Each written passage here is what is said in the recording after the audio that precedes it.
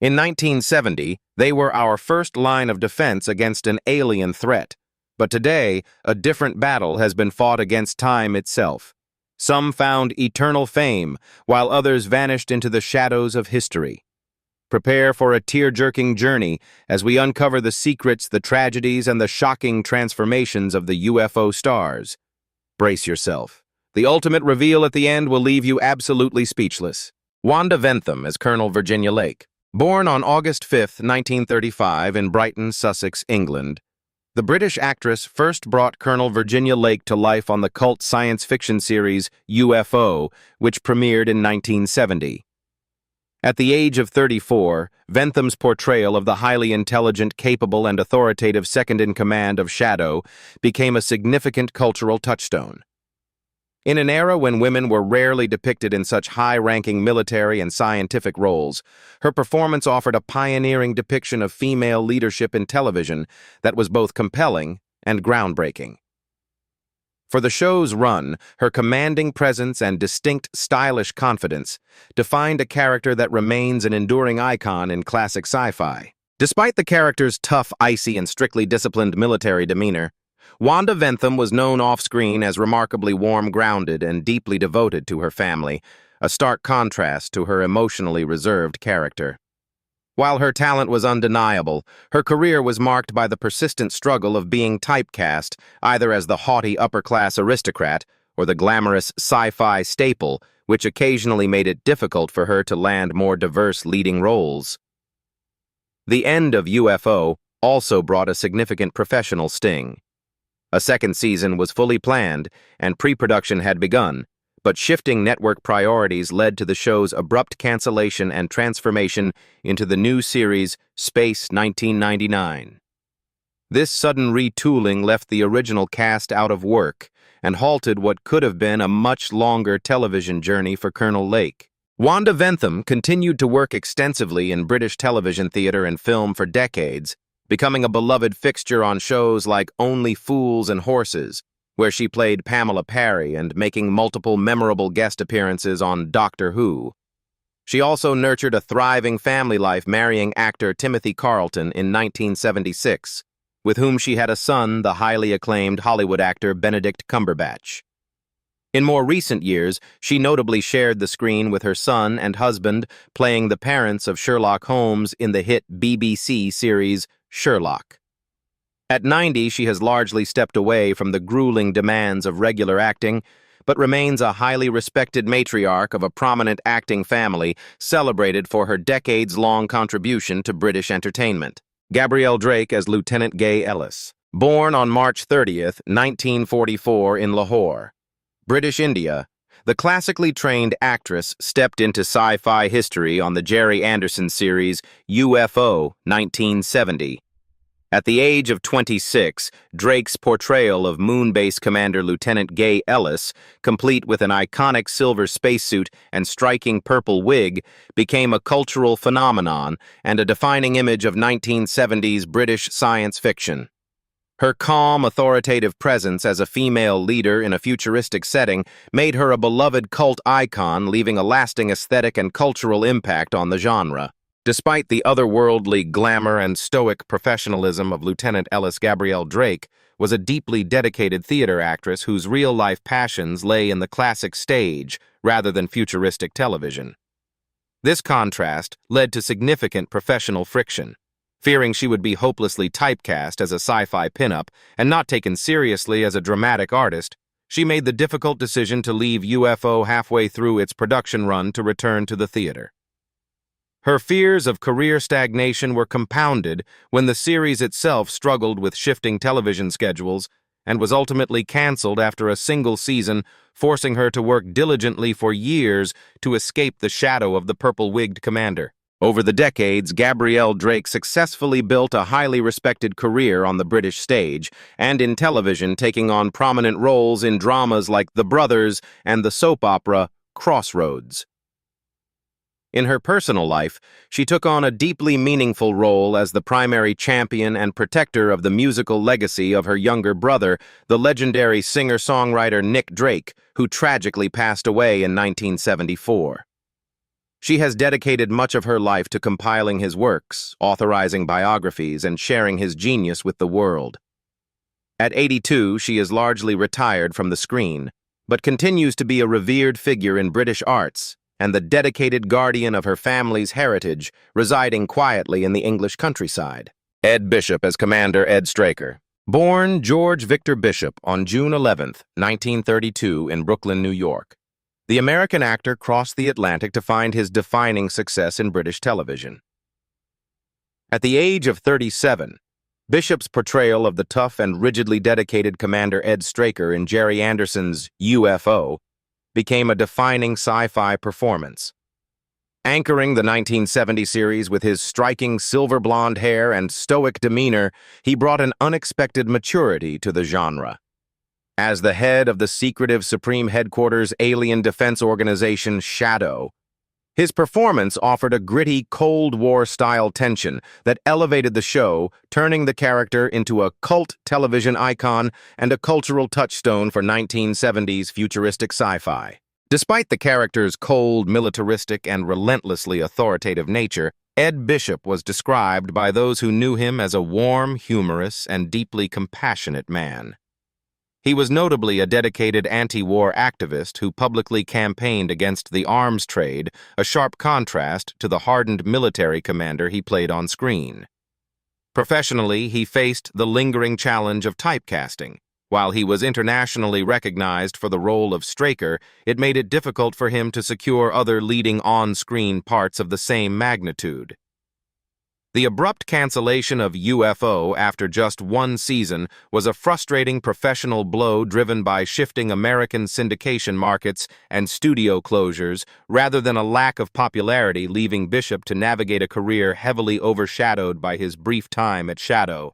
In his later years, Bishop continued to work steadily in British theater, film, and radio, earning acclaim for voicing Private Eye Philip Marlowe in a series of BBC radio adaptations throughout the late 1970s and 1980s. He was deeply engaged with his fan base, but remained intensely private about his personal hardships, including the tragic loss of his son in a 1988 car accident and his own declining health. Ed Bishop passed away in London on June 8, 2005, at the age of 72 from a chest infection contracted while undergoing hospital treatment for leukemia. His death, which occurred just 5 days after the passing of his UFO co-star Michael Billington, shocked the sci-fi community as he had kept his 12-year battle with cancer a closely guarded secret. In the aftermath of his passing, grieving fans and family rallied to preserve his legacy, and he was laid to rest in Knapton, Warwickshire, with a peace symbol proudly engraved on his tombstone to honor his lifelong pacifist ideals. Michael Billington as Colonel Paul Foster. Born on December 24, 1941, the Blackburn, Lancashire native first brought Colonel Paul Foster to life on the British science fiction series UFO, which premiered in 1970. At the age of 28, Billington's portrayal of the rugged, ambitious former test pilot who discovers the secret alien defense organization Shadow became a cultural touchstone for sci-fi fans. For the show's run, his physical intensity, striking features, and undeniable charm defined a heroic action figure that remains one of British television's most memorable genre characters. Despite the character's stern, tough guy persona and authoritative nature, Michael Billington was deeply sensitive, generous, and described by those who knew him as a highly amusing man whose early roots as a dancer and chorus boy in West End musicals stood in stark contrast to his stoic on-screen roles. This contrast was a significant part of his personal journey. He often grappled with the technical dialogue and artistic limitations of the action hero mold, eventually seeking out method acting to deepen his craft.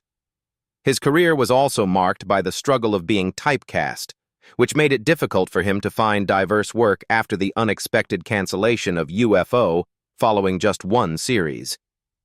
His subsequent professional journey brought a major sting. Despite being heavily tipped as the next James Bond, and screen testing for the iconic role more than any other actor, he repeatedly missed out on the part, a disheartening career disappointment that eventually prompted him to step away and relocate to the United States. Michael Billington continued to work in television and film for decades, taking on a starring role as Daniel Fogarty in the historical drama The Ondine Line, and making a brief appearance in the 1977 James Bond film The Spy Who Loved Me. He eventually transitioned away from mainstream acting to teach at the Lee Strasberg Theatre Institute in London. In his personal life, he had an 8-year relationship with Bond producer Barbara Broccoli, before marrying Catherine Christoph in 1988, remaining a devoted father to their son Michael Jr. after Catherine passed away in 1998. Billington passed away in Margate, Kent on June 3, 2005 at the age of 63 from cancer. His death was followed by a poignant aftermath. His UFO co-star Ed Bishop died just 5 days later, prompting a heartbreaking double loss and a shared outpouring of tributes from a devastated science fiction community. Steven Berkoff as astronaut/first astronaut. Born on August 3, 1937 in Stepney, London, the classically trained English actor and playwright first appeared in the landmark science fiction series UFO in 1970. At the age of 32, Berkoff's portrayal of an astronaut, specifically a first interceptor pilot, became part of a cultural touchstone. His role contributed to the show's gritty prime-time depiction of Earth's secret defense against alien threats, a series that was both visually groundbreaking and highly influential. Manning the sleek, futuristic interceptor craft, his presence helped define a show that remains a beloved and iconic piece of 1970s television history. Despite the character's disciplined and military-minded nature, Steven Berkoff was an intensely theatrical and avant-garde creative force. Described by many as the polar opposite of a rule-following soldier, this contrast was a significant part of his personal journey. He found playing straightforward, stoic roles to be a creative challenge and often stifling compared to his true artistic inclinations. His early career was marked by the struggle of being typecast as generic tough guys or television baddies, which for a period made it difficult for him to find the complex, expressive stage work he truly craved. The end of the series also brought a professional sting. The show was unceremoniously canceled to make way for Space 1999, a disheartening conclusion for the dedicated cast. Steven Berkoff eventually transformed his early typecasting into massive mainstream success, playing iconic villains in Hollywood blockbusters such as Octopussy's A Beverly Hills Cop and Rambo: First Blood Part 2. Away from the camera, he poured his energy into his true passion, becoming a celebrated playwright and director who pioneered his own confrontational Berkovian style of stage acting. He has 2 daughters from previous relationships and has spent his later years living in London with his longtime partner, classical pianist Clara Fisher. As of 2026, at the age of 88, he is alive and remains a revered, fiercely independent elder statesman of the British stage and screen, celebrated for a career that refused to be defined by his early guest-starring roles. Lois Maxwell as Miss Holland. Born Lois Ruth Hooker on February 14, 1927 in Kitchener, Ontario, Canada, the seasoned actress brought Miss Holland to life on the beloved British science fiction series UFO in 1970. At the age of 43, Maxwell's portrayal of Commander Ed Straker's highly efficient and composed temporary secretary added a touch of familiar elegance to the high-stakes world of Shadow. Though she was brought in for just 2 episodes to cover for a pregnant cast member, her signature poise and professionalism seamlessly anchored the character, offering a reassuring presence of mid-century competence in a futuristic setting that made a lasting impression on the cult classics fandom. Despite the character's calm, desk-bound, and obediently professional nature, Lois Maxwell was intensely adventurous, rebellious, and described by those who knew her as the polar opposite of the dutiful secretaries she so frequently played. This contrast was a fascinating part of her life. At just 15 years old, she had run away from home and lied about her age to join the Canadian Women's Army Corps during World War II. Her career was heavily marked by the struggle of being typecast, which made it notoriously difficult for her to find work in diverse or leading roles outside of the loyal assistant archetype. After her brief temporary stint on UFO concluded when the original actress returned, Maxwell faced the ongoing professional sting of industry limitations at one point, even begging producers to kill off her famous James Bond character to break the cycle, only to simply be replaced instead. Lois Maxwell continued to work in television and film throughout the 1970s and 1980s, eventually transitioning away from her most iconic screen roles to return to Canada, where she carved out a new career, writing a popular column for the Toronto Sun. In 2001, seeking peace and family support following a cancer diagnosis, she relocated to Perth, Western Australia to live with her son's family and work on her autobiography. Maxwell passed away at Fremantle Hospital in Western Australia on September 29, 2007, at the age of 80, due to bowel cancer. Her death was followed by an outpouring of global tributes from her renowned co-stars and devoted fans, cementing her legacy as a beloved cinematic icon who left a lasting mark far beyond the supporting roles that defined her career. George Sewell as Colonel Alec E. Freeman. Born on August 31, 1924 in Hoxton, London, England, the self-made British actor brought the tough, fiercely loyal second-in-command of Shadow to life in the 1970 live-action sci-fi series UFO. At the age of 45, Sewell's portrayal of Colonel Alec E. Freeman provided a necessary emotional warmth and contrast to Commander Ed Straker's coldly detached leadership. Freeman's breezy, cynical charm and unconventional ruggedness made him an immediate fan favorite, grounding the futuristic spectacle with a relatable real-world hero who became a cornerstone of the cult classic. Despite playing a hardened, gritty military man, George Sewell possessed a much softer, deeply cultivated personality in real life. While Freeman was a high-ranking sci-fi commander, Sewell was a humble late bloomer who only fell into acting at age 35 after working as a printer, a builder, a merchant Navy steward, and a drummer. His rugged, pockmarked features often left him typecast as shady villains or hard-nosed coppers in British crime dramas. This distinct appearance also led to a significant professional sting. During a 6-month production hiatus on UFO, American executives at ITC demanded his dismissal ruthlessly, deeming his face not conventionally handsome enough for audiences in the United States. He was abruptly dropped from the series and replaced a disheartening exit, for which his friends and colleagues kept the painful truth a secret from him for the rest of his life. George Sewell continued to enjoy a prolific career on stage and television, finding immense success starring as DCI Alan Craven in Special Branch, and appearing in celebrated films like Get Carter. A devoted family man and lover of France, he split his later years between his London residence and a holiday home near Cannes with his wife Helen, their daughter, and his stepson. Sewell passed away in London on April 2, 2007, at the age of 82 from cancer. His death marked a poignant aftermath for UFO fans, as he was the last surviving lead male actor of the series.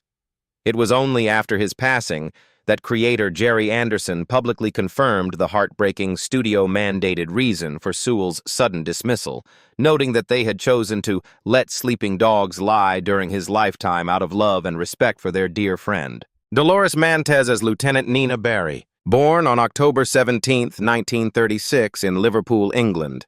The actress of Ghanaian and Irish heritage first brought her talents to the screen after working as a seamstress and a cabaret singer.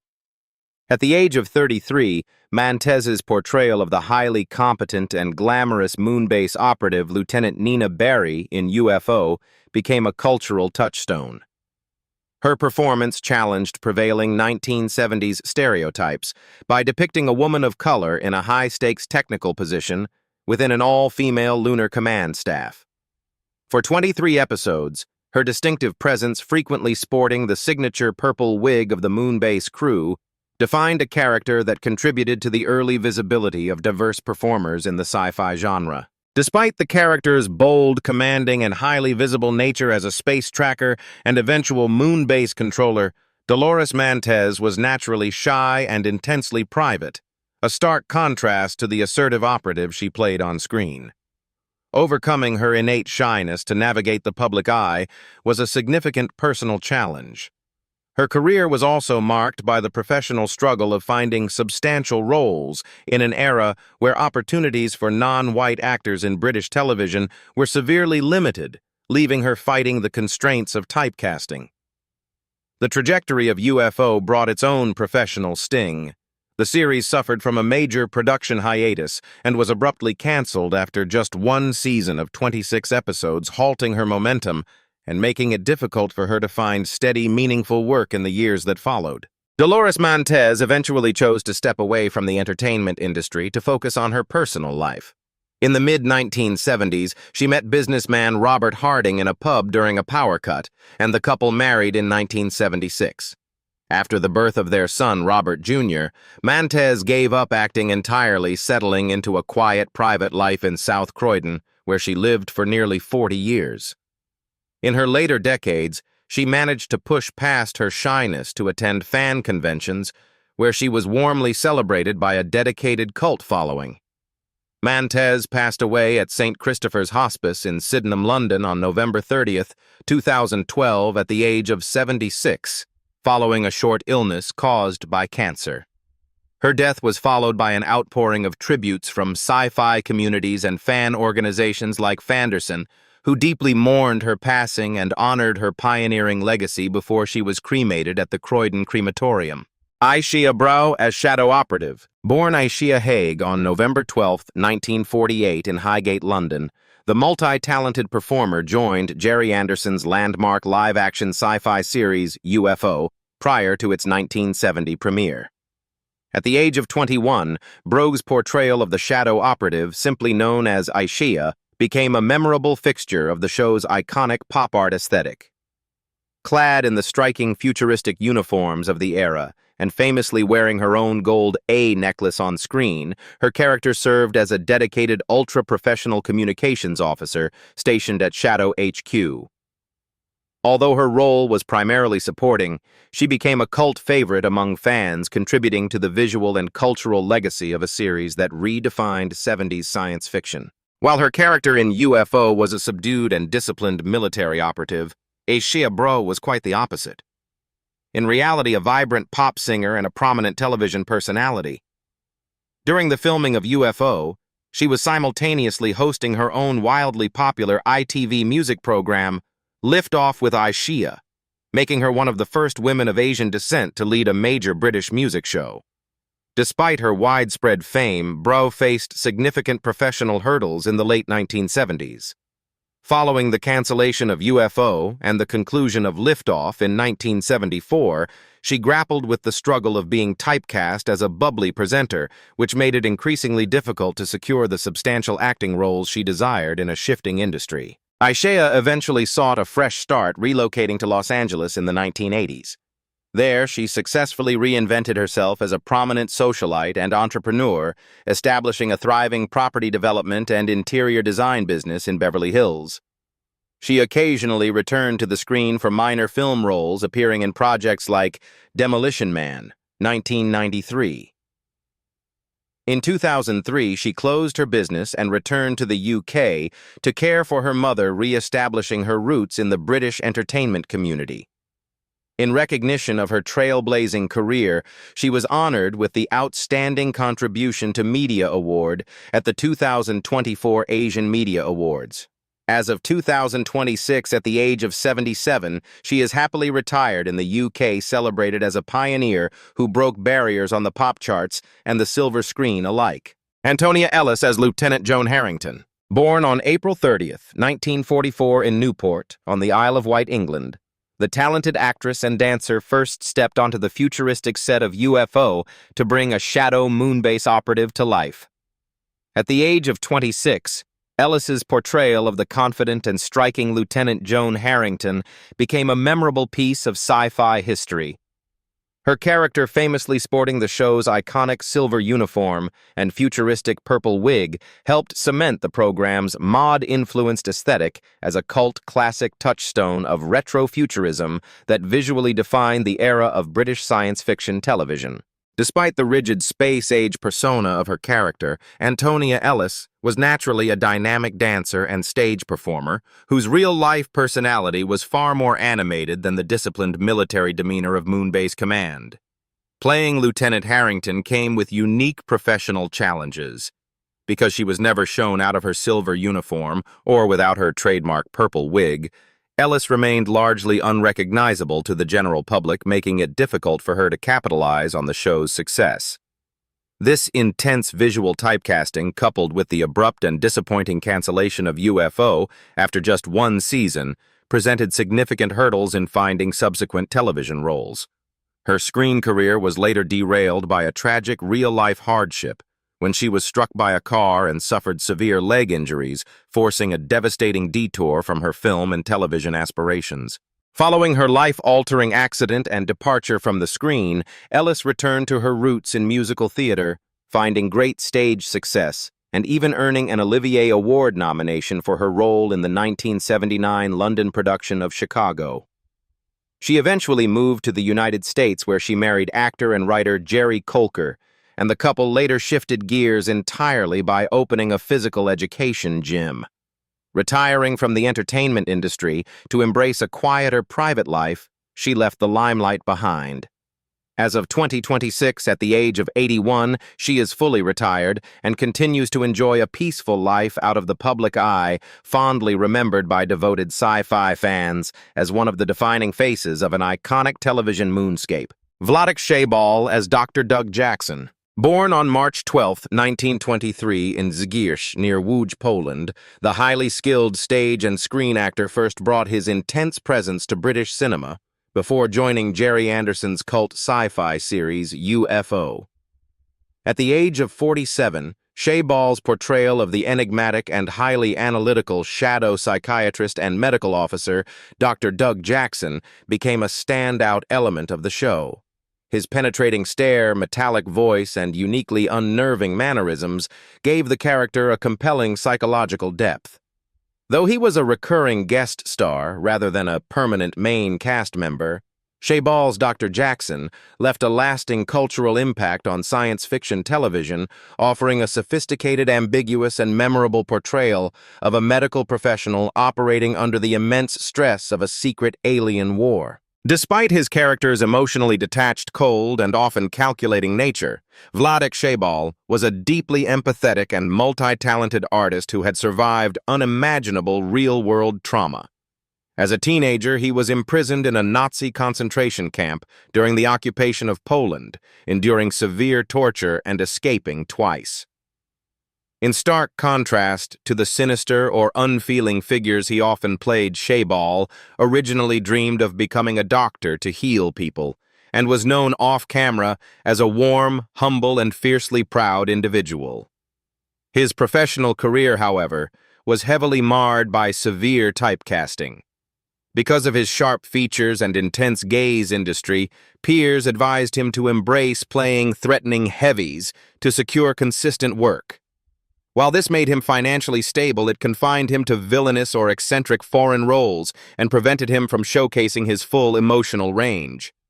Furthermore, UFO faced an abrupt cancellation after just a single season, a frustrating professional setback that forced him back into a cycle of sporadic guest spots and supporting antagonist roles rather than securing him a permanent leading spotlight.